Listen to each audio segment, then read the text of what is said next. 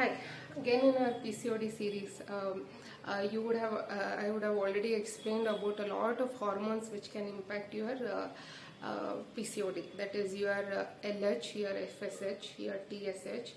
But there are few other tests related to hormones. If nothing helps, if all these tests are optimal and still if PCOD is there, still if irregular periods are there, still if you are facing a lot of difficulties losing your weight, then what you have to do, you have to check your free insulin levels and your fasting glucose levels. This will show that you have started developing your insulin resistance. If at all you have PCOD, you are very thin, you are in your ideal weight, then these tests are not required.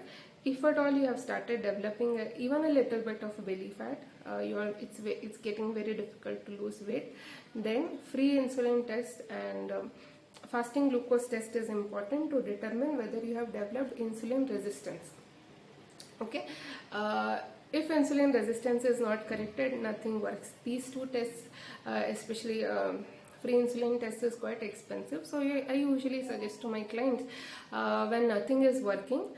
But if you want to, if you can really afford all these tests together, when you do it, we'll get a clear picture that at what stage of PCOD you are in and what treatment is required. So what are these tests? Again, I want to stress on LH hormone, FSH, TSH, and your vitamin D levels, free insulin, and your fasting glucose.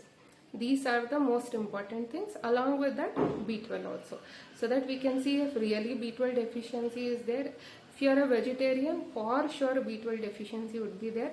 And if you are a non-vegetarian, you are eating a lot of poultry meat, the farm raised meat, if you are eating, still again you will be having B12 deficiencies. So all these tests, if you get it done, it will give a clear picture on your level of PCOD.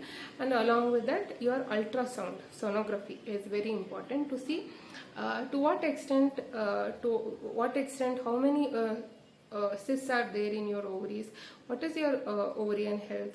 Those things will come into, we'll get an idea on those things. So these are the tests if at all you are undergoing PCOD. Even if your daughters, if they start getting the delayed periods for more than 45-50 days, these are the tests which you have to do it as soon as possible, so that it can be, when they are young, you can correct this problem very easily. But as we get old, maybe 30-35 plus, these problems will take a lot of time and effort to correct. Hope this information has helped. Thank you so much.